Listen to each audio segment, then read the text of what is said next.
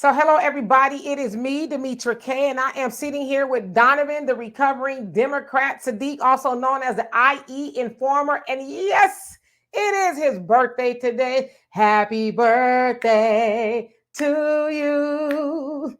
Happy birthday to you. Happy birthday, dear Donovan.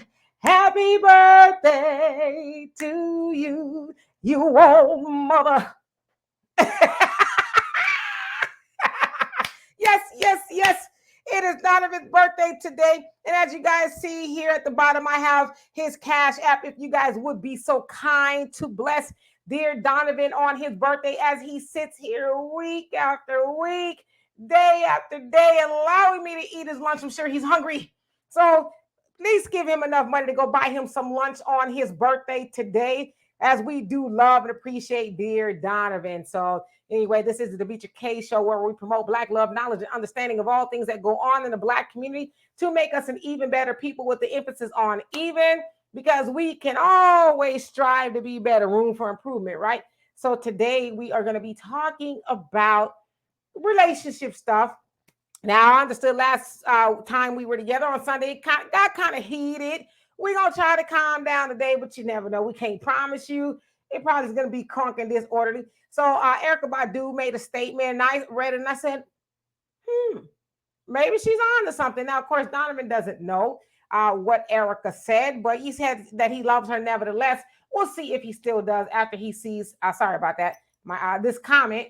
And then, of course, we're going to talk about some lady who she said some pretty interesting things about men and dating and all that. If we have time, we'll get to another video, and I'm going to get Donovan's opinion on all of it. So, Donovan, what say you? All right. Welcome to the Demetra K podcast. You guys, again, thank you for the birthday wishes. I'm not really one into birthdays because it's just another day. The only birthday we should be celebrating is our children, maybe our parents, and people that are a little bit, more deserving than us. On my birthday, what I usually do, and what I do for my birthday is I do for others on my birthday. That's what makes my birthday, to me, special, because people go, oh, Donovan's birthday's coming up. That means something, we might get a gift. We might do this, or we might do something like that. So it just, but for those that wish me happy birthday, thank you very much. 65 is a hard number, but I made it. No, no, I'm 53 today. I'm thankful that I am here. It's a blessing, and that's pretty much it with that. A lot of stuff going on in the world. But before we get to that, please do us a favor, and it is free. If you want to do that for my birthday. Hit the like, share, and subscribe button, and we would really appreciate that. It helps the algorithm and helps get the message out. Also, today, we are going to be doing a special. We're going to go live today. So if you guys get a chance to tune into that, please check it out. We're going to be going live at 6 o'clock Central Standard Time. We're going to be getting into some other issues as well, because by popular demand, Demetra K has been asked to go another day. So, Erykah, my Badu, green-eyed genie, you put something on these men. It's all known in the industry. They all fall in love with you. So I want to hear what you got to say. And it doesn't matter what you say, because I still love you. And whatever it is she putting on them, you sure want to try, don't you? So anyway, I'm going to go ahead and put this up. All right, so I saw this today. Actually, I saw it on Hollywood Unlocked. But it seems like they got it off of Erykah Badu's, Instagram somewhere. So it says, this generation of men want to be chaste so bad. I'm not doing it, little mama. So, and look how beautiful Erykah is. Very beautiful. I mean, let's just keep it real. But if I could paraphrase, she's basically saying that she ain't doing the chasing of these men. These men want to be chased. They want a woman to hop into their inbox. They want a woman to ask for their number. They want a woman to keep calling. Oh, I called you. Why won't you call me back? Oh, I text you. Why won't you text me back? Oh, just be with me. Oh, I love you. They want women to do that, right? And pretty soon, I think what she's saying, they want women, if they get married, to carry them over the threshold too. So she says she ain't doing it at all. Donovan? Well, I agree with her. God, those eyes. I mean, woof, hypnotizing eyes. But anyway, a beautiful woman. And could sing. How many of you guys seen that window seat video? That was that woman was just stripping down in Dealey Plaza. I couldn't believe it. That was a great video and thick too. But anyway, y'all got me reminiscing on my birthday. But she's absolutely right, because the nature of men is to chase. Men control relationships. We're the ones that say, do you want to be my wife? Do you want to be my girlfriend? That's the nature of things. But you know what? The feminazis out there have got the game messed up and got people screwed up. They're the ones that you could do anything a man can do. You can go out there and ask the man, we talk about equality, right? That would be equality. If a woman wants a man, there's nothing wrong with a woman showing interest in a man. But at the end of the day, it's unnatural, in my opinion, for a woman to pursue a man. That is very unnatural, because if the man was interested in you, he would pursue you. If a man's not pursuing you, that kind of pretty much tells you he's probably not interested, or your bait isn't what it's supposed to be. So and there's a lot of attractive big women. I've seen some women that are very attractive and they're big women, whatever. And, they're attractive and pretty, but they'd be way more attractive if they lost a lot of the weight. Kevin Samuels used to say that all the time: be fit, friendly, and fine, or whatever the trope is. Because there's a lot of bigger women out there that are pretty, but they could be a lot prettier if they would be fit, and they can get the men that they want to do. You hear Lizzo all the time, or at least she was, crying about she, wants a man and this, that, and people should accept her for her size and all that other stuff. True, they should, but unfortunately in the real world, they don't. And as popular, as talented, as pretty as Lizzo is, these are some of the issues that creep up. She should not be out there pursuing a man. A man will pursue her. That's the natural element of things. And I'm going to leave it there, because I don't care who agrees with me or who disagrees with me. The fact of the matter is, men control relationships. Women control access to sex. Period. Ooh, Lord. I said I was going to let Donovan make it for his birthday, but I don't think I'm going to be able to do that. You said feminazis have created this environment, of I guess chasing these men down. Now I remember not too long ago, the late great Kevin Samuels, along with a lot of, I guess, what you would call red pill manosphere cats. They got on their war horse telling men, you guys are the prize. The man is the prize, right? Now I'm 52 years. Yeah, I'm 52. 52 years old, and this is like the first time in the last couple of years that I've heard men say that they were the prize. I traditionally heard that the woman is the prize, and that she should be pursued. The man should be doing the, hey baby, how you doing, eventually leading on to, I'd like you to be my wife type of thing, right? But so I don't know how much of that. I guess there's some sort of a women's liberation aspect to some of that, where they might say, well, ladies, it's okay to get on bended knee and ask these men to marry you and hop in their inboxes. And, it's the modern day woman where you just go and pursue these men, right? Well, as I always tell y'all, even though some of y'all, I don't think that I am, I'm a traditional woman, and I agree with Erykah. I'm not chasing no man nowhere. I don't care if he got $1 million hanging out his pocket. I'm not chasing him, because it's out of order. When you pursue a man, then it's levels to this. But you pursue a man, then it takes it takes. Not gonna say it takes his manhood, but it takes that role from him, right? You hopping in a man inbox. Hey, I like you cute and all this other stuff, and how about we hang out? No, Because see, a real lady and a woman worth her weight know that she ain't never, ever, ever, ever, ever got to pursue no man and ask him on no date. Now, I will agree with you, Donovan. There are ways for a woman to put her little bait out there. And I heard what you said there. Some of y'all bait is tainted in a way. That's kind of what you said. But anyway, yeah, you throw your bait out there. Like I said, I always know how to continue a conversation with a man I'm interested in, or politely discontinue that. So let's say I'm at the grocery store and a man comes up to me or whatever, and I could tell he want to flirt. If I ain't feeling him, he'll say, hi, how you doing? I say, oh, I'm doing good. I'll say, "Oh, I'm fine. How about yourself?" You hear that tone? The tone, "I'm fine. How about yourself?" "Oh, I'm good." But if I'm interested, "Oh, I'm good. How you doing?" You see what I'm saying? So that lets him know either way. But I'm not gonna see a fine man in the grocery store and be like, "Damn, let me squeeze your grapes." You know what I mean? I'm just not gonna do it. Now I might go over there. I'm like, even though I got a basket full of grapes, I might go over to the grapes and be like, "What you think about those grapes? You like these grapes?" Because last time I had them, they wasn't that sweet. Do you like these? Then we're going to get the conversation started. My daughter will tell you, I'm good at starting conversations with people. So the point that I'm making is, no, I'm not going to pursue no man. I'm not chasing no man. And there are a lot of men want you to run all up behind them. Baby, please. Baby, please. I don't think so. Well, but let me ask you this question, and I pretty much already know the answer for myself, but I want to know your opinion about this. Why do you think it is we have these new generation of men, and we're talking about the generations after us, because we're Generation Xers, so we still have that traditional way of doing things, or you get your ass whooped and all that other stuff. Parents can put their hands on you, and the government backs them up. You know what I mean? Now it's been reversed.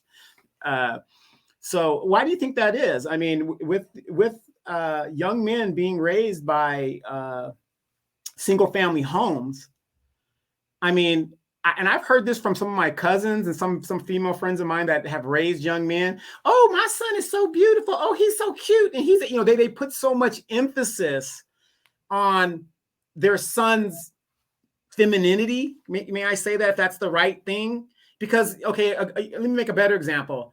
Like when I was coming up, you take your son to the barbershop. He's surrounded by a bunch of men. My mom used to take me and my brother, drop us off at the barbershop. We're surrounded by a bunch of men. We're getting a haircut. You're hearing guys talk, blah, blah, blah, blah, right? When I went in the barbershop, there wasn't no dudes in there getting their hair colored. That wasn't happening. They weren't getting female twists with beads, the Serena Williams bead thing in their hair, unless you were in the Rick James band, the Stone City band. You know what I mean? That wasn't happening. But now you're seeing young people, they're like, "Oh, he looks so cute with that. Let me give him a little of this and let me give him a little of that." I think that is why you have these men now feeling that they need to be pursued, because they've been exposed a lot to more female trait than the male trait. What do you think? I mean, I think you might be on to something, because a lot of men who may be raised by mothers, and not all mothers, but some mothers, yeah, they lead their sons to believe you the king. Oh, you don't have to do nothing but be cute, and they dress them all up, and like you said, and no shade to anybody wearing braids and beads and all that, but they do, because like you said, when we was coming up, you're getting the carrotis, right? You're going to get your hair cut short. I remember, I'll tell you a story. One day, my brother decided to grow out a Jerry curl. And then my dad came to visit, and he said, "Where was the local barbershop?" My brother was like, "Why?" It was moist and juicy like yours, Donovan. It was Jerry curl juice all over the damn place, right? And my brother was like, "Why?" And he was like 16. And my dad was like, "Because you're going to get that mess cut off." No son of mine is walking around with no Jerry curl. And he took him and got it cut low, being Muslims and stuff. He's like, "Nah, you not walking around with the juices and berries." So the point that I'm making is, back then, of course, nowadays people call that toxic behavior, But my dad was like, "Nah, you're gonna be a man's man, whether you like it or not. And a man's man is gonna have his hair cut a certain way and all this other stuff. You ain't gonna be wearing all these, flying flashy colors and all. You ain't gonna be too fashionably involved," as my nephew would say. So yeah. Nowadays, you do have a lot of mothers and maybe some fathers who their son is the best thing since sliced bread, and all he got to be is cute. They can't mow no grass. They don't make them take out the trash. They don't make them do anything that. And I'm old fashioned, so I just want to keep putting that out there, that a man would traditionally do. They just don't. They play video games all day, and I don't want him to have to do that. So the mamas is doing it. You know what I mean? And I'll be honest with you, I raised nephews, and at one point in time, I was the same way as far as mowing the grass and stuff. And my nephews, they might not have been there, and I'm one of those people like, I want to get it done now. So couple times they walk by me as I was mowing the grass. When I tell you I can mow the grass, I can mow the mess out of some grass, landscape, and everything, right? I just don't do it here in Texas because I don't like snakes and stuff. But one day they walked by me too many times, and I said, Negroes, if y'all ever walk by me and watch me mow this grass and you don't at least offer to help, I said, I'm gonna put a foot to your backside. I said, y'all need to start doing what men do. And from that point, I have not mowed the grass. You know, when I was in California, I haven't mowed it since, you know. But sometimes we just have to let them know, y'all need to do what men do. Now, some people say, well, that's not necessary. See, this is I'm going to say the S word. This is the stuff I hate, is especially because I've heard this a lot from women. Well, that's not just necessarily men's work. That men, who says that the man only has to mow the grass? Me.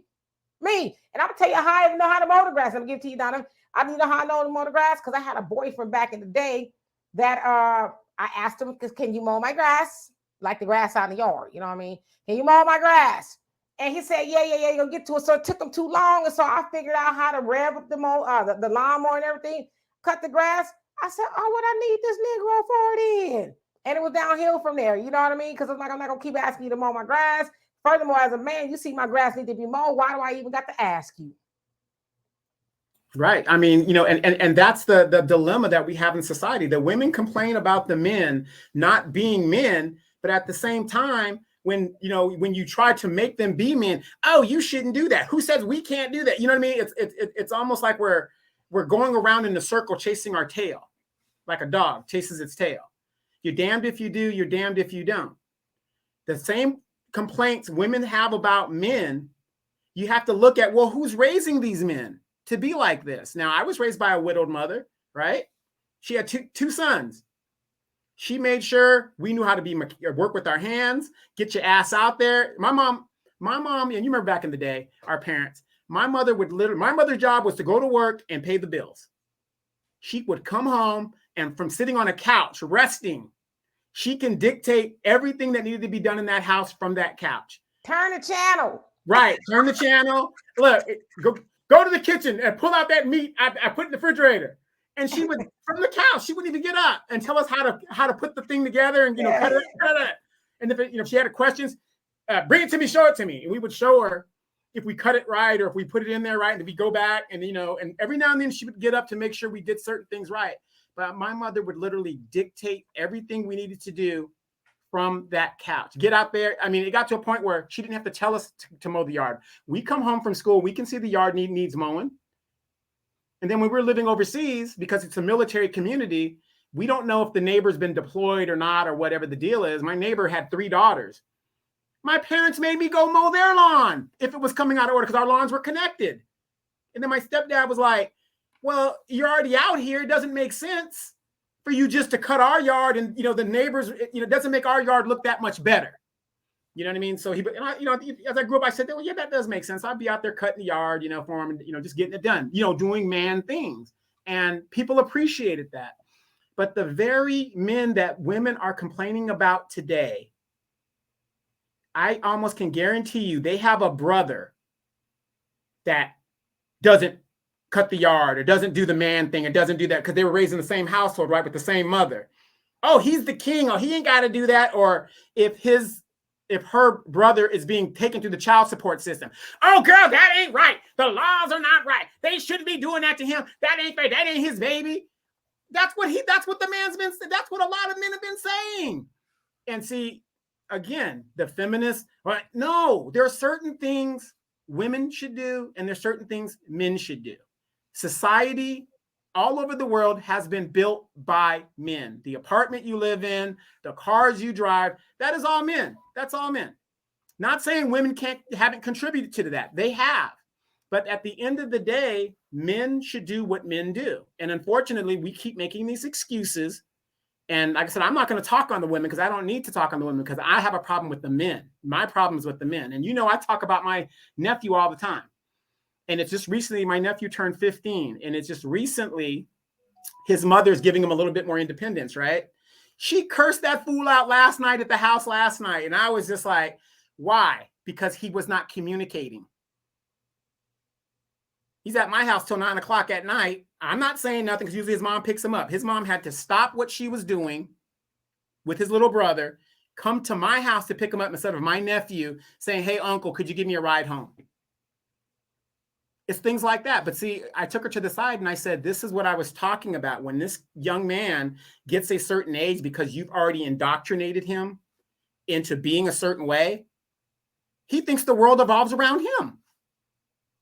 Now you're pulling away, which is fine, but look at the monster you've created. Now, me as a man, I'm not going to say nothing. I'm just going to sit there. If I'm asked to step in, I will step in. But until I'm asked, I'm not going to have at it. And that's the problem that we're having. And it's so sad. But Erykah Badu is absolutely right. She shouldn't have to chase. And as fine as that woman is, Erykah, 951. No.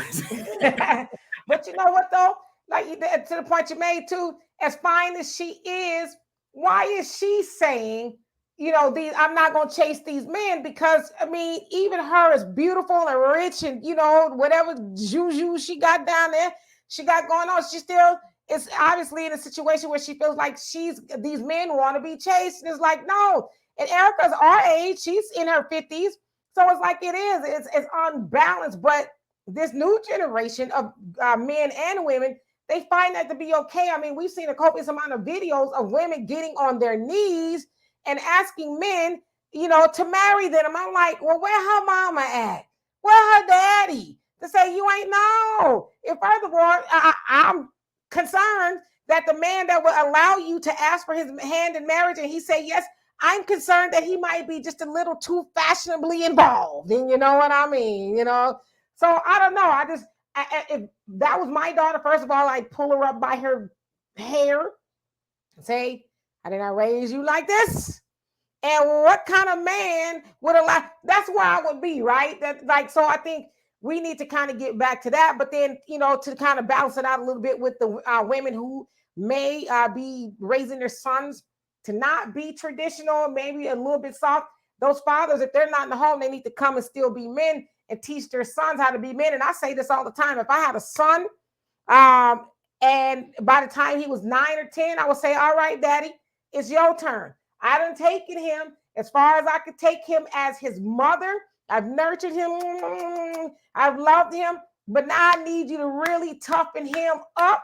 Now, of course, that's not to say the daddy wasn't going to be in the picture still. But now you need to take him and shape him and mold him into the man that he needs to be. Because I can't do that with my feminine wild. You know, I could try, but I can't teach him how to really be the man he should be. No, you're absolutely right. And I wish more women would realize that. I mean, if you've had the child around you 24/7, 365 for 9 years, you've nurtured him and done all that. He's got that part of it. Now, if the father and the woman aren't together, he needs to be around male figures to toughen him up and showing him what it is to be a man. A good example, I like my nephew. He gets done with school, he'll come over to my house. And you know, I'll take him and just show him certain things, and we'll do certain, like I'm teaching him how to drive a stick, right? Everybody could drive gas, brake, gas, brake, but I'm teaching him how to do a stick, right? And you know, Demetra, you know how to drive a stick. And the thing is, I explained to my nephew, I said, look, you need to learn to drive a stick first. I said, because when you get on a forklift for a job, it's a stick. You want to drive a truck, it's a stick. Whatever. I said, that's going to give you a level up over other people whose mama just taught them brake, go, brake, go. You know what I mean? So he's trying to learn these things, and I got to enforce that because, you know, his mother doesn't know how to drive a stick. His stepfather, great guy, he's working, you know, a lot of hours. So it's like we work together to do that, but he spends a lot of time now with a lot of men. So if he's over at my house, then he goes home, there's a man over there talking to him as well. And we're constantly telling them, well, you need to do this, you need to do this, you need to do this. Because my thing is this, it's one thing when I never heard that. I got to give grace when people have never heard anything. They're like, well, nobody told me that. I didn't know that. But when you've heard it and it's on record, there's no excuse now. You've heard me say that to you. You've heard me do that to you. Mothers, fathers, sometimes instead of letting your kids sit there and play PlayStation, when you're under your car changing oil, just have the kids sit there with you and watch, be it male or female. Kids are smart. They will pick up what they see. They really will. My son, my nephew never went under the hood I changed the oil and stuff. I came back on and I said, explain to me what I just did. By the numbers. He showed me how to do it. And then when it was time to change the other car, I had him do it. There was no problems. And I said, these are things you're going to need to know how to do because you're going to get a wife one day, if you're lucky. And I don't know about you. I ain't paying nobody $80 to change oil when I could do it for $25. Do it yourself. You know? And I told him this. Women also look at you as a man. Don't get me wrong. If you got the money to do it, you want to throw your money away, that's on you, whatever it is. But I told him, the point is this. And Demetra, maybe I'm wrong, but tell me if I'm right. When you see a man doing man things, doesn't that excite you a little bit? Doesn't it kind of like, woo? And you know what's funny? I just wrote that down. I said, what happened to the man with rough hands? These men ain't got no rough hands no more. They soft and baby soft, and it's like they softer than mine. And I don't have a problem with it. I'm not saying a man needs to run around with grody fingernails and, all of that, But what happened to the men that have the hands got a little bit of calluses on there and all that? The man, that know how to get his hands dirty and do stuff. Like you said, change the oil, tires, something. I'm the daughter of a mechanic, so I know a little bit about cars. I could figure some stuff out. And my daughter, she's very smart. Most of the stuff that goes wrong with her car, which is rare, but she goes to YouTube, okay? Or she calls her dad, who is very industrious, and he'll say, all right, Fruit Loop, because that's what he calls her, Fruity Loop. Hey, this is what you do there on FaceTime, and he's telling her what to do and all that. So we need more men like that who know how to do those things. And as far as a stick shift, yeah, I learned how to drive a stick shift. I took my driver's test in a stick shift because back when we were driving, they had a lot of stick shifts, right? That usually the car is a lot cheaper if it's, a manual or whatever. But I've always known how to drive a stick shift. So no matter where I go, or like one time, Donovan gave my daughter and I a ride to the airport, and he was, a little bit tipsy, so I got it behind his car. He was like, you don't know how to drive a stick. I said, boy, get your ass in the passenger seat. And I drove, so you never know. And my mom told me that she says, you never know when an emergency or something will pop off. Like, say if you in the, Michael Myers is after you or something, and there's a car with some keys in there. I'm for real. It's a car with some keys in there. It's a stick shift. What you gonna do? That's not something you can really just learn on the fly like that, because you're gonna get killed and you're gonna tear up somebody's transmission. So I don't know. I'm just one of those people, like, I like to know how to do a lot of stuff just in case. Like when I went to back to California, and my brother, he sells cars. And so I don't ever drive the same car twice when I go there. Last time I drove a big giant Jeep and it was a stick shift, but I could drive it because you just need those skills. But like you said, Donovan, big ups to you for teaching your nephew that, because a lot of these men nowadays, I said stick shift, you're going to get killed by Michael Myers. And then, and ladies, I mean, think about it.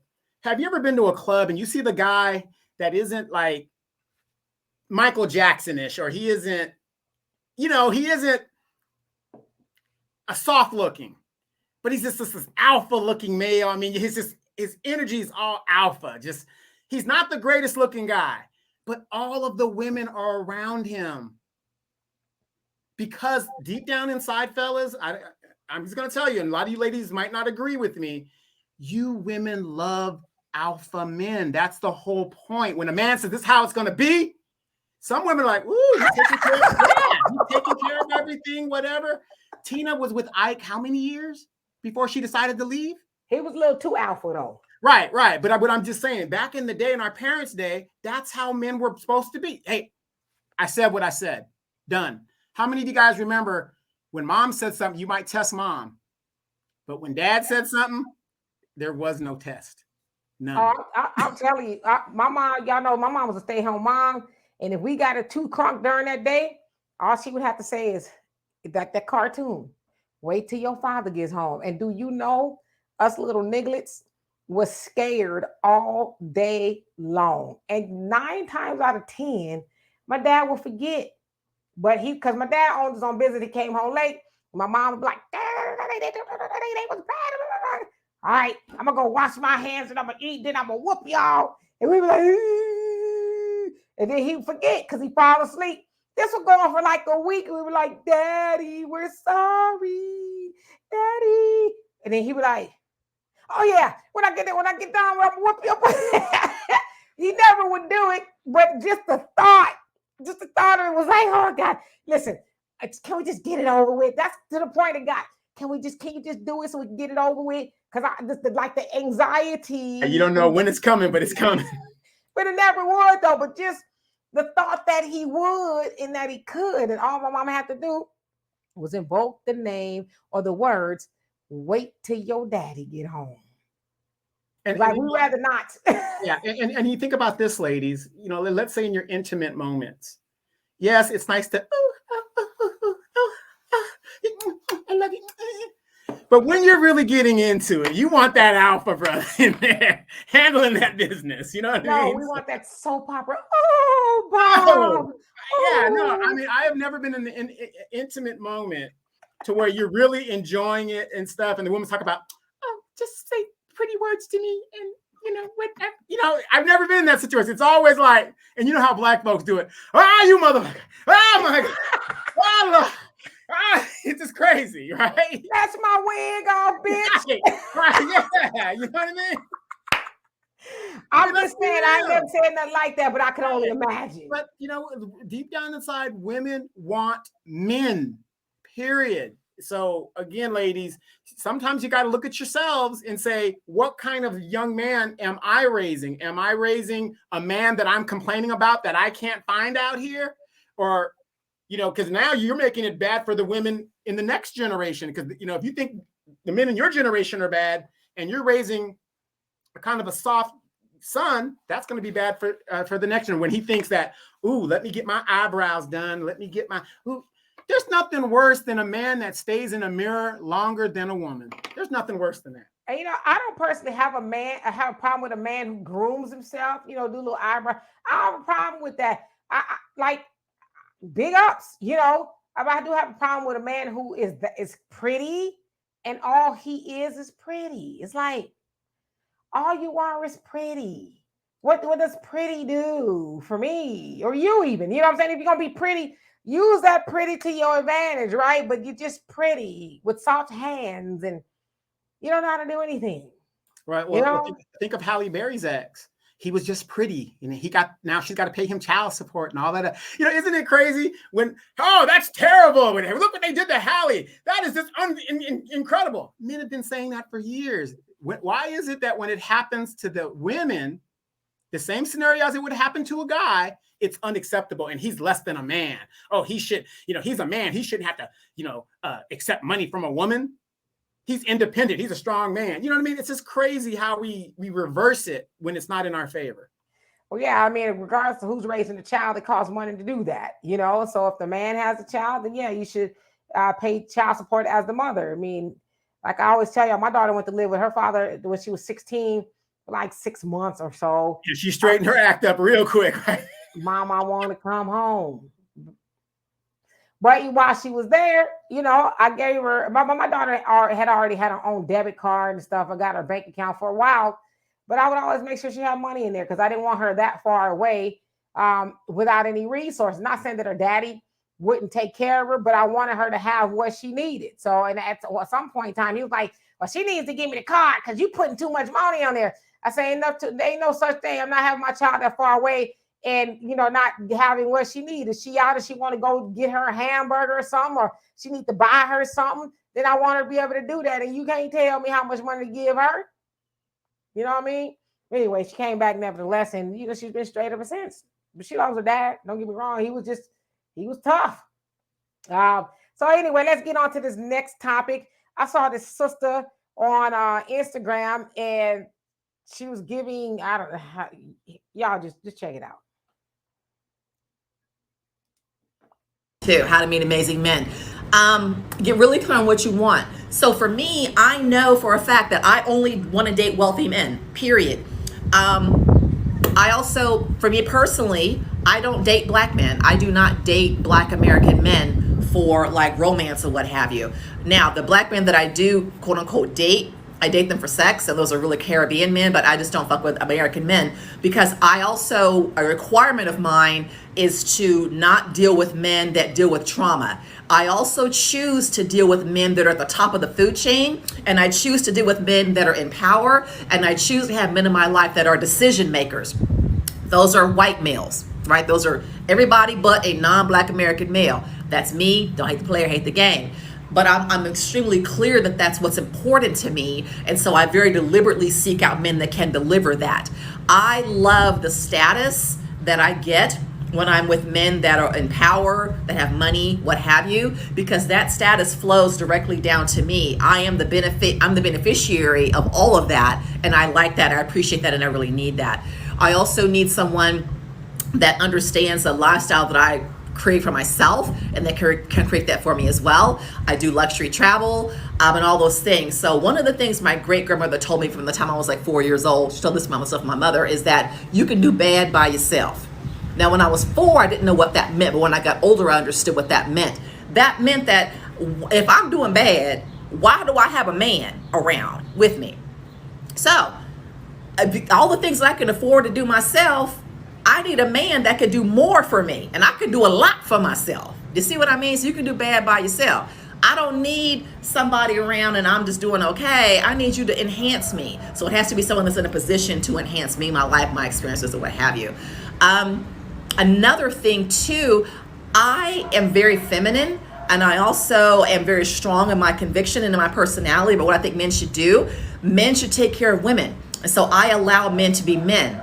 I also choose men that are pleasers, men that derive their pleasure from making the women in their lives happy, financially, sexually, emotionally, what have you. So I choose pleaser men. How do you know a guy's a pleaser man? You just listen to what he says. You know, if a guy's like, a woman has to do this, do that, whatever, get him on. That's what I mean when I say, close your mouth, open your ears. Let men tell you who they are and what they are. I love pleaser dudes. And I'll say things to them such as, I love men that are responsible and that love taking care of women. Do you? And they'll say yes or no. If they say yeah, then I know I got my dude, right? It's so easy. And you guys, these men are everywhere. They're everywhere when that's what you command of them, y'all. So if y'all dating chuckleheads and folios, stop, because you can have what you want. And that was Auntie Sheila K. I can't talk, Donovan. This is some bullshit. This is some bullshit. I gotta say that. She contradicted herself so many times in that video. Did you notice that? I wrote some text. I have it all. I can do it for myself. But you're preying on rich men? If you have everything, why are you preying on rich men? You're a damn predator, but you have it all. She gets advice from her bitter mama. This is what I've been saying, you guys, on my podcast. You ladies, especially you young ladies that have a chance to get married at a young age, stop listening to your bitter mamas and aunts telling you that want you to be miserable just like them. That's what this lady sounds like. Number one, rich men in the world, especially in the United States, is 12% statistically. And again, I don't know what her definition of rich is. My definition from the number that I got is men that make $1 million or more. That's 12% of the population. Now, here's a Black woman that says she doesn't even date Black men. Race hater. So that's problematic right there. She doesn't even love herself. That's problematic right there.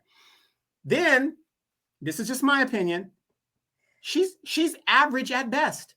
She's average at best. Her looks are average at best. Demetra K got her beat, and Demetra K is in her 50s. You know, the woman's got a mop on her head talking about she doesn't date Black men. You hate yourself, lady. It's just sad. I'm just going to say this. She's giving out bad advice. She's giving out bad advice. Just like this Ebony K. Williams chick, whatever. To say that bus drivers are like beneath her or whatever. If Ebony K. Williams lost her job tomorrow, the world is going to continue. It doesn't affect anybody. But if a bus driver doesn't show up to work to drive that bus, it affects a lot of people. When a military man doesn't go out there and fight for this country, it affects a lot of people. These are average people now. We're talking about average, everyday, blue-collar people. Rich people, supposedly, and celebrities are a small mic. When a celebrity loses all their money, it doesn't affect anybody. It doesn't have any effect on anybody's life. But when the policeman doesn't show up for his job, it affects people. When the fireman doesn't show up, it affects people. That shows you how delusional these women are. And number one, she said it right off the bat. I don't date black men. I don't listen to people who don't date their own kind. That's ridiculous. Her daddy black. Her daddy black. Yeah, Auntie Sheila K had a lot to say. I thought it was hilarious, obviously. Oh gosh, well, yeah, she definitely says she don't date black men because of, I guess she's saying the trauma. She don't date men that experience trauma. So I guess she's alluding that black men have experienced a lot of trauma. Black women don't experience trauma in this country every day with the weight of raising a family, the missing father, badass kids having to work, all these problems. And she's talking about black men. I should say that I did look on her page. Doesn't appear that she has any children, and she is single.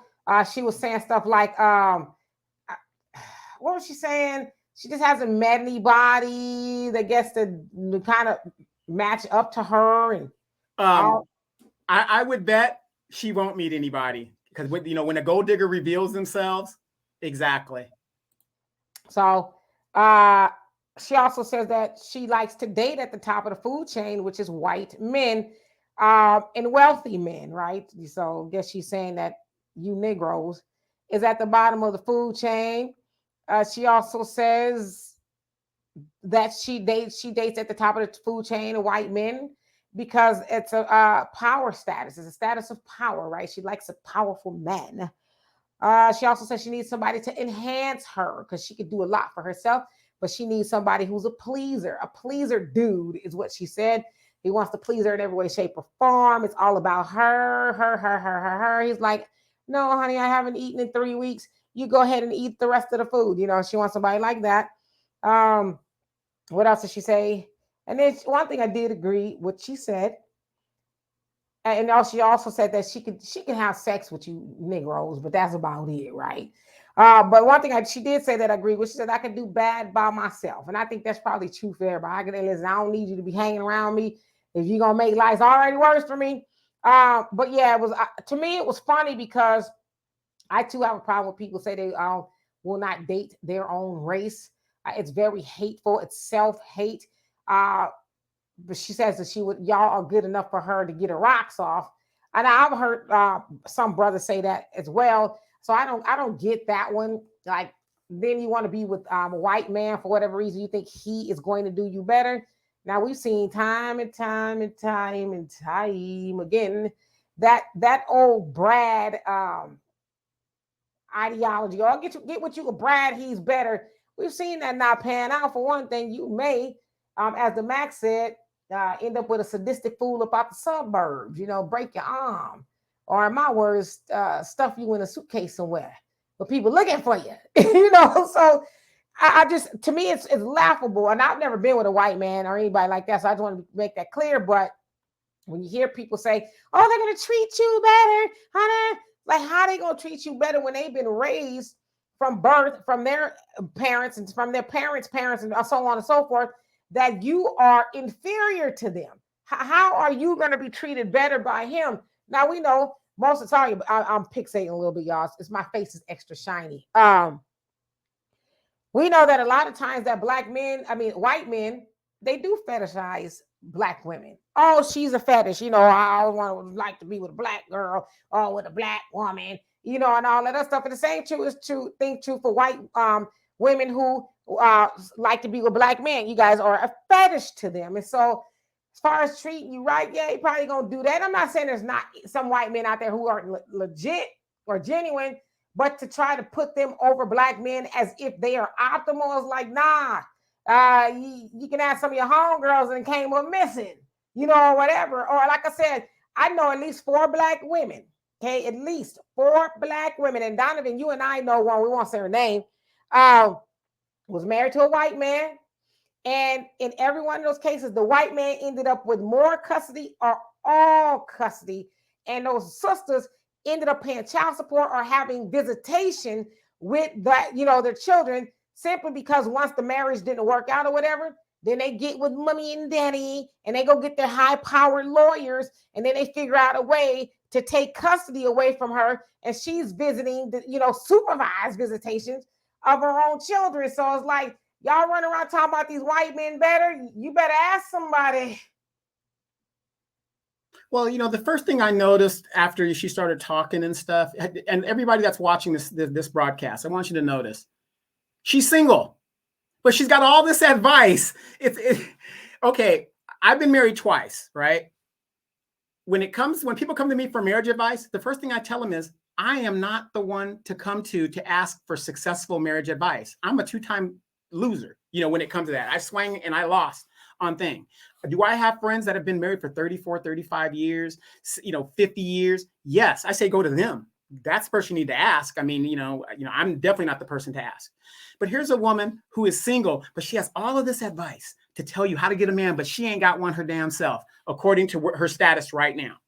Now, Ebony K. Williams, Demetra, do you know why Ebony K. Williams and her ex-fiance, a white man, broke up after 3 years of being together? Yeah. Yeah. Supposedly, during the pandemic, he wanted to cohabitate with his children, and she was not invited. Adult children on top of Adult that. children, right. And she was offended by that. Now, I don't know who left the relationship, whatever, but basically, Mr. White Man chose his children over the woman he was slinging D on. And what's her face too? Stacey Dash had the same situation. As you said, Halle Berry, her children's father, one of them was a white. I think they both white. Or did she got 2 baby daddies? I think she got 2 baby daddies. Yeah, and one of them got is getting it for a bag in child support, and was trying to take the child to, away from her and all kind of stuff. So it's like, yeah, that argument is just it's faulty. That the white man gonna treat you better. How the same white man that had your ancestors on the plantation beating their butts, how they gonna treat you better all of a sudden? That's the same white man that told you to hate your black man. You know what I mean? So at some point in time, we got to start connecting some of these dots and being logical in some of the things that we do and say. Now, I'm not saying there aren't brothers who are problematic, just like the sister's problematic, but you find somebody that's compatible with you, right? And a lot of times it takes some self-reflection, as we talk about a lot on this show, personal responsibility. What role did I play in the demise of this relationship? Am I all that? As I'm on the phone with my homegirls, I'm perfect. This Negro over here, he just, I mean, sometimes you got to say, well, is it a little bit me? Just even a little bit? Because more than likely, you're going to probably say, yeah, there's some things I could have done differently, but to go around talking about your black man ain't sufficient enough for you, you might want to remember, as Malcolm X said, who taught you to hate yourself? For real. Basic math. Let's do fractions. What's the common denominator in all my relationships, Demetra? Me. So here's a woman giving all this advice, this so-called successful advice that's going to work for you, and she ain't got no man. She ain't got no man herself. But she's going to tell you what you need to do to get a small number of rich men, and my number is 1 million and above, that don't exist. Now, ladies, if you don't know this, if a man is making $1 million or is perceived as wealthy, does he not have options? I mean, yeah, I totally agree with you. But my thing is too, more than anything, Brother Phil talked about this yesterday. I was cracking up. We was talking about Ebony K. Williams. It's the attitude as well. You sitting around hanging, and all this other stuff, and it's like you got a stanky attitude. You got this. I'm not saying you shouldn't think you should have or be privy to all of these things, but what man in his right mind gonna want to spend any time with you with that bad attitude, whether he white or purple? Who's gonna want to do that? I mean, we'll knock you down. That's no problem. But relationship, no. If I was a man, I wouldn't even find her attractive enough to even want to do any of that with her.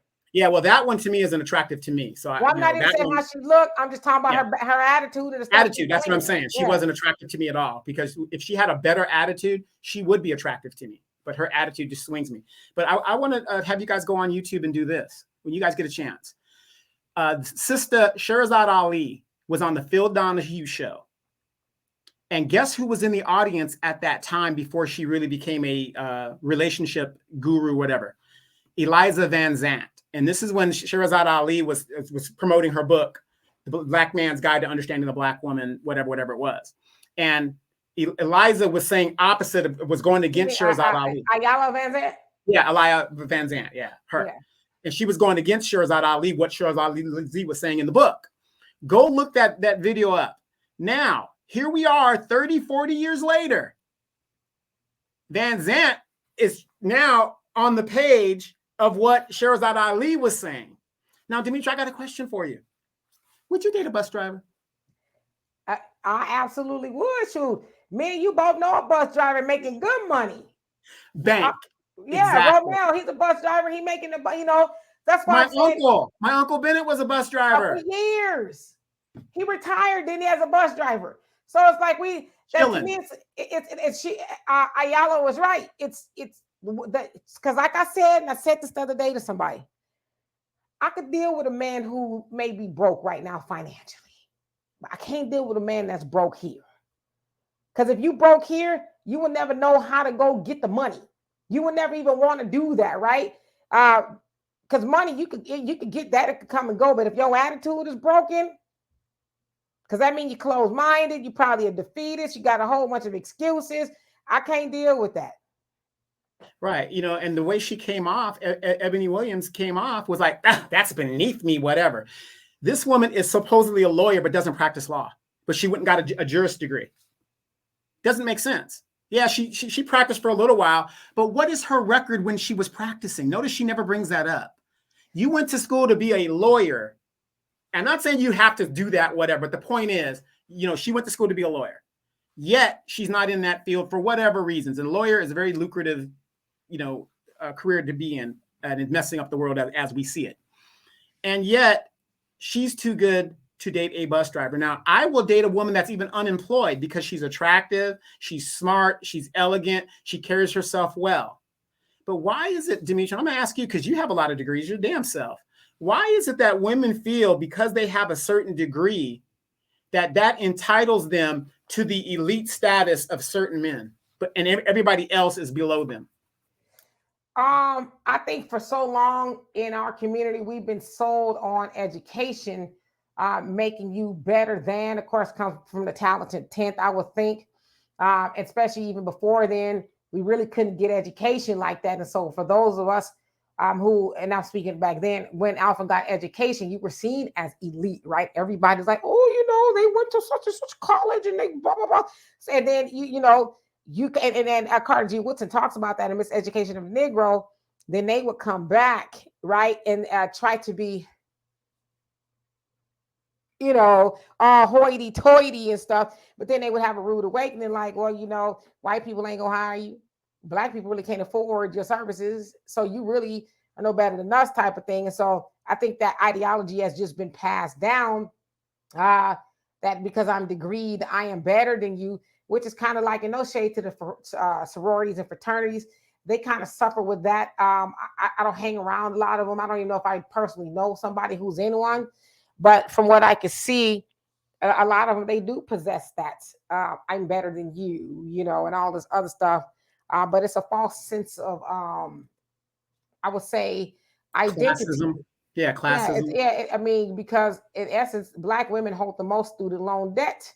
So it's like, how much, uppity can you feel dragging all that debt behind you, Right. And if you notice in the interview with Ebony K. Williams, she also even adequated that men aren't getting those degrees. And Miss Williams, do you want to know why men aren't getting those degrees? Because we're smart enough to know that isn't where it's at. How many people out here got degrees aren't working in the fields that they're working in? During the pandemic, all the people that had degrees, most of them were unemployed. Most of them.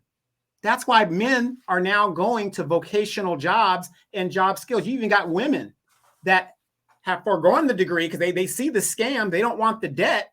and they're getting vocational training so that they could make some real money. Plumbers make $75 an hour just to show up, much less what the work is to be done. Construction, all these other fields. That's where the money's at. That's why you have these other classes illegally migrating here to do that kind of work. I mean, that's what they're doing to replace us. I have a few degrees myself, and I was fortunate to work in the field that I worked in, that I got my degree in, but also a lot of debt came with that. Thank God to the military and to the taxpayer that I'm at, alleviated from that. But just because I got that degree, I know at the end of the day, I have to work with my hands as a man. That's why I used to be an aircraft mechanic before I got into operations and became a pilot. But my point is this, and this is what I tell young men all the time. Do not listen to your parents telling you to go to college to get a degree that is a nothing degree. Get a degree that you know that you could, if the pandemic hits again. I mean, all these examples that have hit us all these years. Get a degree that you can build with. Engineering degree, a doctor, a dentist, serious degrees that you could do something with. I'm sorry, your liberal arts degree. I know I have a niece that can draw her ass off. Well, liberal arts is usually like a teaching degree, though. Yeah. But unfortunately, there's no money in teaching. So, you're absolutely right. Fortunately enough, I do work with my degrees. I have a public relations degree, a master's, communication degree, and I have some other certifications that they kind of all go in line. I got conflict resolution certification and things like that. But then I also have some other things I know how to do. I originally went to cosmetology school, which is kind of why I know the basics of hair. I also went to dental assisting school. Never worked a day as a dental assistant, but it was something I thought I wanted to do. And some other things that I was a notary when I was in California. So as I always say, my mama said, have multiple streams of income, have multiple things that you know how to do. Those of you guys know I do work in public relations. If you are interested in learning how to speak and be more visually and verbally appealing, hit up my website, Demetra K Consulting, or DemetraK.com. And hit me up. I love to work with you, whatever the case is. But there's a lot of things that I can do if I never use those degrees again. I'm industrious as well. If I had to braid a head of hair, which I hate to do, my daughter is the only head that I do, and I tell her don't ever ask me again. And then a couple of weeks later, here she comes, But so the point that I'm making is learn how to do it all, because those degrees, a lot of people, which is how, and this is why I'm very passionate about speaking about student loan debt, is because if you remember, like in 2008, when the housing market rather collapsed, and a lot of things closed, a lot of people's jobs simply went away. They weren't coming back. So they had to go and learn a new skill in addition to not having a job. So yeah, some of those people took out a lot of student loan debt to learn a new skill or a trade. So it's not just, because I know a lot of times we like to frame student loan debt as some of those people who just living high on the hog, just getting all these degrees for useless degrees. That's not everybody. Some people fed their families on some of that student loan debt, because again, coming off the tail end of that housing market crash, it was a lot of destitute situations going on out there. And I'll just be honest with you, I found myself to some degree in that situation as well. It was a perfect storm for me. I had a very good job I like to just tell y'all my story. I had a very good job at Frito-Lay, but I ended up getting carpal tunnel in my right hand really bad. I was a sanitation aid operator, the only woman to do that in that plant. It was a job considered for a man, but I got the extra money, to do it. So I made a really good money. But again, I got hurt. And as I was there, a lot of people would say, you don't belong here. Go back to school. Get out of here. And so I was like, no, I'm good, because it afforded me to buy my house. I had 2 cars. I had to take care of my daughter. And as I say, a perfect storm happened, if you will. I hurt my hand. Housing market happened. I acquired 3 of my brother's children because he wasn't doing well mentally. He was going through a nasty divorce. And so I didn't have a lot of income. coming in. I had to exhaust my pension and some other savings that I had to take care of myself, my daughter, and 3 other children. And I ended up going back to school. I was like, okay, I need to go back to school. Of course, I went into I could say, I know how to sell life insurance. I did that for a minute. But, when you're in sales, you have the feast or famine thing. So you might have a really good month, then you might have a really crappy month. And I couldn't really survive like that, taking care of, 4 children and myself. So then I ended up being a personal banker. I ended up getting fired from that. It was the first job I ever got fired from. So I'm telling y'all, it was a perfect storm because God knew better. I wasn't supposed to be doing any of that. So yeah, I went to school and I amassed some student loan debt. But I also say that I'm a better person for it because I hear a lot of times people say, you don't need to go to school. And I look at some people and I listen to some people. I'm like, you could benefit from some sort of, training to some degree because you're unpolished. You know what I mean? Like I've learned a lot of things from not just school, but different jobs and things that I've had.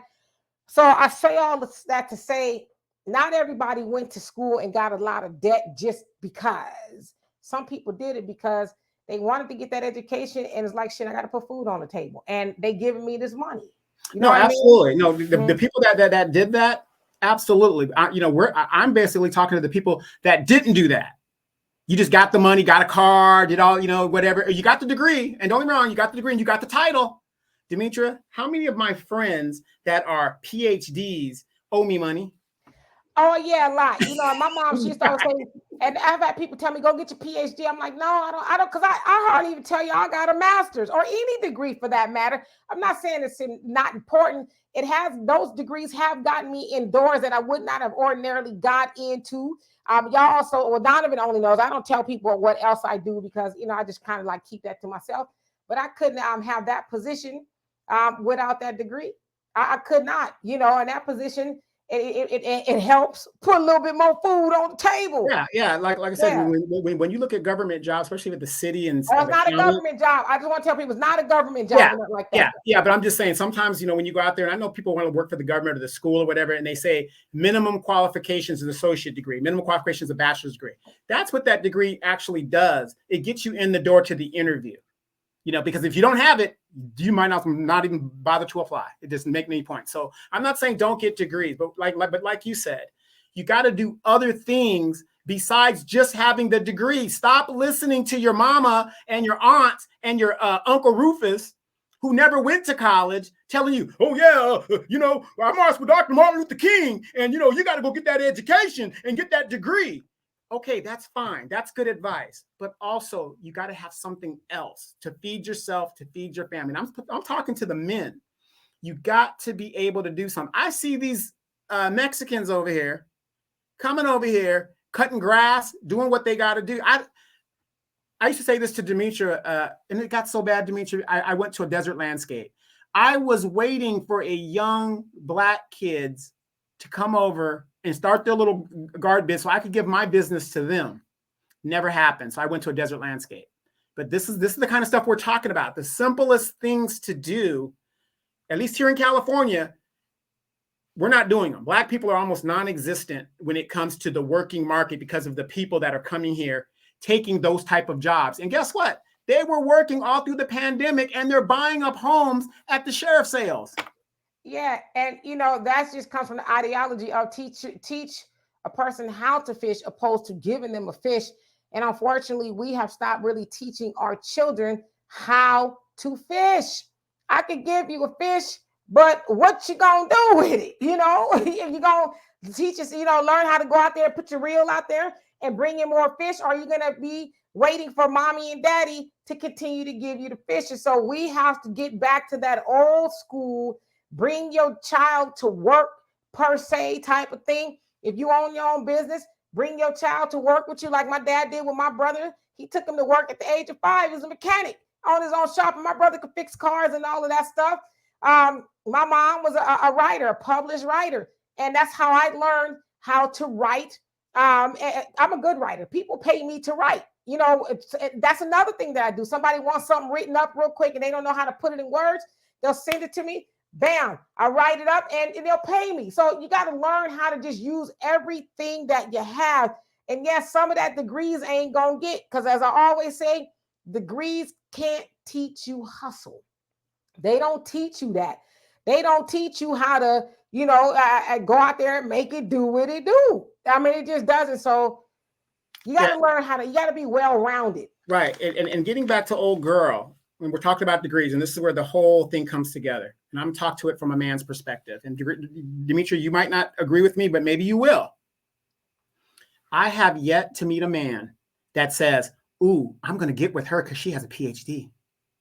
Men do not care. We do not care about your degree. Real men don't care about it because I'm the whole loaf. I'm going to bring home the whole loaf. What you bring is extra. Your degree, your degree means nothing. It's a self-fulfillment for you. And we love that you have it in case something happens to us, whatever. We're not saying that it's not important. It's just not important to us when it comes to relationships. So this lady talking all this yin yang, she ain't got no man. She's highly educated, blah, blah, blah, blah. She still ain't got no man at the end of the day. Because guess what? Men, we don't care. You could be working at McDonald's and you're attractive, friendly, and fit. We will date you. I have yet to meet a man that says, ooh, man, that girl about to get her bachelor's degree. I'm going to get with her. I have yet to meet a man that ever says that. Well, I'm going to say this. There'd probably be less women trying to get their PhDs if there was more men that say, baby, damn that PhD, get with me. I'm going to take care of you, right? Because I do believe there's a lot of those women that are getting those PhDs that like, I need more money. I'm on my own. And I would venture to say a lot of women who are sisters who have PhDs, they probably are single. You know what I mean? Because that PhD also gives them a sense of I am somebody. And that PhD also gives them a sense of making more money. And so I think if more men, I'm not blaming men, but I think if more men, like you said, would step up and say, I got you, girl. You don't need to go out there. You want to do that for you, great. But you don't need to do that. I'm going to take care of you. You take care of me, I take care of you. Now, back to my original question. I know a lot of PhDs. Demetra, how many of my PhD friends owe me money? But they're making all this money because they got these degrees, but they borrowed all kinds of money from me. Well, a lot. But I will say this, along with that PhD comes that lifestyle. You can't have that PhD without no Louis bag, without no Milano-Milanics, some Christian Louboutins. You get it comes with you got to be driving the bit, or not the Bentley, right, but the BMW, and it comes with the lifestyle. So that don't mean they can afford that lifestyle, though. Right. So you're going to pay the white man, but not pay them. The very black man that you talk bad about and all this other stuff is the guy that you go to when you need help. I'm telling you, it's when you understand the psychology of those things, it's a lifestyle. I gotta fit the lifestyle. When you see me, I got it, because there's this one show called how to Get Rich. I think it's a really good show. And he talks to people it's on Netflix, it's really good. Talks to people from all walks of life. And a lot of those people are they perpetrating the fraud, right? Oh, I got all of this. Like he talked to this gay dude, he's like really fashionably involved and everything, like really fashionably involved. But he talking about he's spending $200 every week at brunch. That's just brunch. He's out there doing, and he's got the Louis bags. He's got all these, extravagant things, but he broke. You know what I mean? So the point that I'm making is with these degrees, here comes the lifestyle. You got to be perpetrating like you really doing it like that.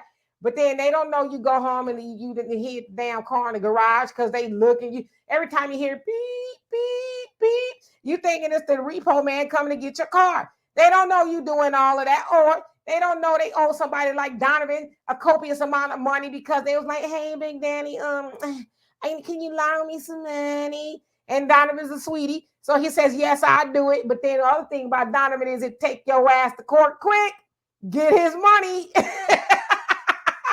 I wouldn't say quick. I do give them time, but I don't bother you about the money.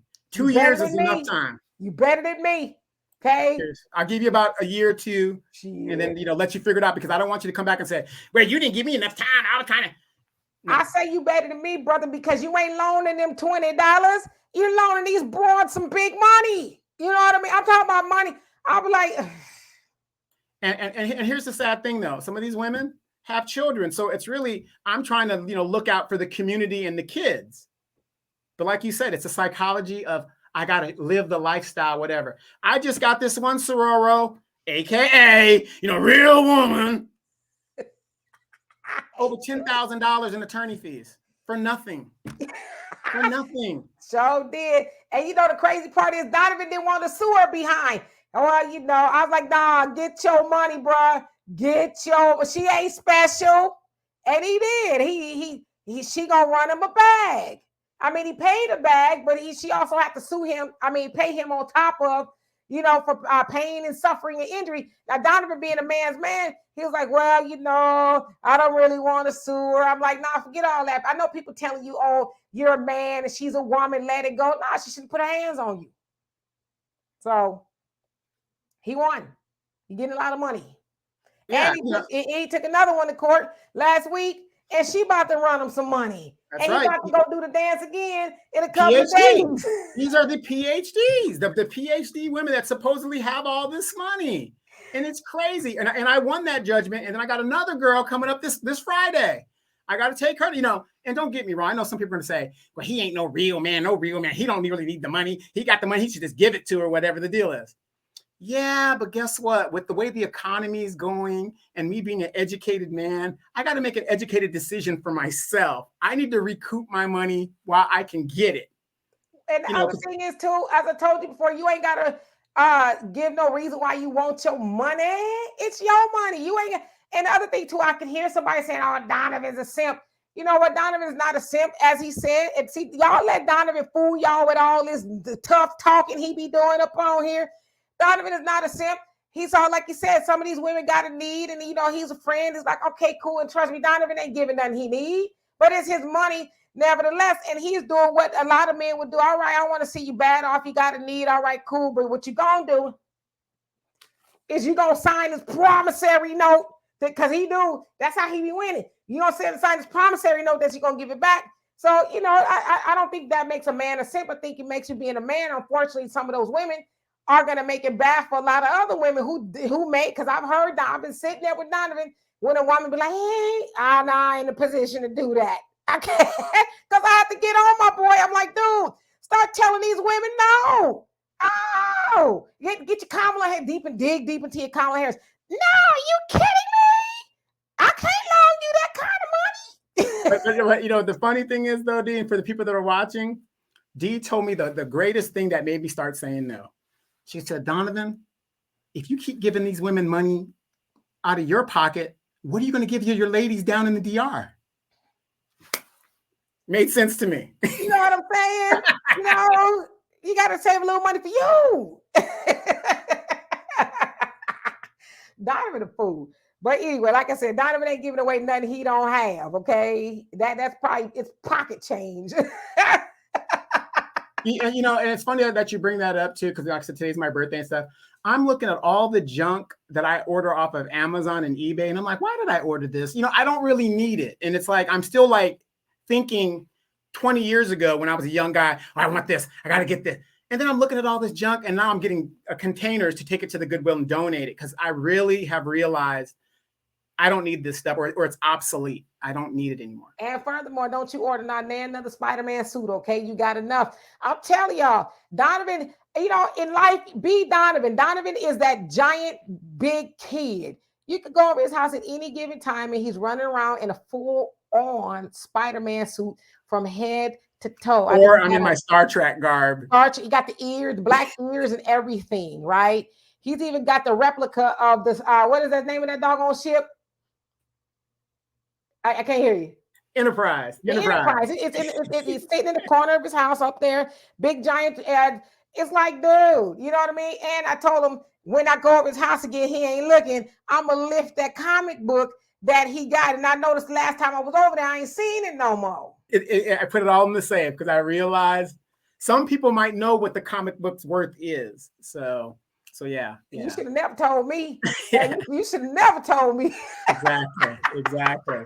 For those of you guys don't know, and see, that's another thing in our community. We don't do the things we used to do growing up. Now, I know a lot of y'all in our generation know about the green stamps. That was one thing, that was the green stamp. But remember, we were growing up, people used to take stamp collecting. I was a big coin collector. I'm a big comic book collector. Everything has value, you know, over time. Collect cars and stuff. Right. How many of you guys got your uncle's car that's been sitting in Big Mama's back lot for like 4 or 5 years? You think it's just junk? If you would take a couple $1,000 and invest in that car, you could flip that car and turn it into $30,000. Yep, over time. Just do so. That's And why I said I want me a collectible car. I do want to drive it every once in a while, but like you said, make it a project. Put some money into it, and you'll have it. The old Hot Wheels, VHS tapes. Do you know how much Disney VHS tapes are worth right now? I mean, even though everything is digital, just because it's nostalgic. My niece has all of them. She collects all of that stuff. Yeah, exactly. And if she keeps it to where she becomes an adult, it's going to have value. But we're so quick. That's Brittany. She Brittany. Yeah, for years. Exactly. And when I did comic books, it helped me to read and everything. And I just kept them, preserved them, and I knew how to do that. And that's why you see a comic book that's on my wall. I read it one time. It's worth $7,000, $2,500, $10,000. It's just sitting there. And if we as people would start thinking of things of value instead of just throwing it out, it's easier to get the house and sell it. Big mama died, we're going to sell the house. No, you keep that house and make it a rental property for everybody in the family or your immediate family, and has a sort of some kind of money generating from the renting of it. And doing those type of things too also taught us patience, and it kept us busy. Like you said, the green stamps, the blue stamps, and comic books, and just marbles, just things we would collect, and Hot Wheels, all kind of stuff we used to do. But we need to get away from what we call fast entertainment, right? Books is what we would do. We would read books. I remember going to the library. My mom would take us. Yeah, so we need to get back to those simpler things in life. Yeah, because just think about it right now. Comic-Con. There was no Comic-Con when we were coming up, but now you could go and buy an action figure. If I had kept my Star Wars action figures and kept them in the case, oh my God! I used to have all the Star Wars 1977 bubblegum postcard cards. Me and this friend of mine named Sylvia and my brother, we bought them all. We just bought them all in this big box and stuff. If I had kept those things, would be valuable. And that's what I'm saying. We're missing that in our community because it's so easy to say, here, kid, just keep your head with this phone here and don't worry about the world, what's happening in the world. And it's just so sad. But things of like that is value, because some people say, well, Donovan, where do you get your money, whatever? Sometimes I'll take a comic book and turn it in. Send my son this, he needed that, or whatever the deal is. Let's say, for some reason I'm short or whatever. But that's what I would do. I would just get a comic book and say, here, I would give it to him. That's worth $700. Take it to the local comic book guy, and maybe you might get $500, depending if he lowballs you or not. And he would do that. Yep. Sad. Well, you know what? I'm having some hard times. Can I hold that one comic book?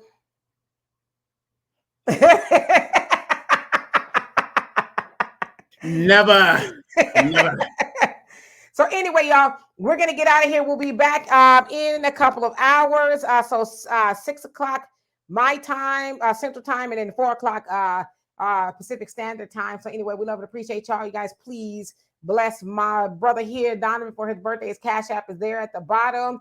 And again, we will be back in a few. This is something that we're going to start doing because you guys said, yeah, we want a live show. We want y'all to be live. So we decided to continue to do our podcast and then come live on Tuesday. As Donovan was like, listen, you ain't going to be working me like no Hebrew slave. Let's get it all done at one day. I was like, I like that. So we'll be back. See y'all in a bit.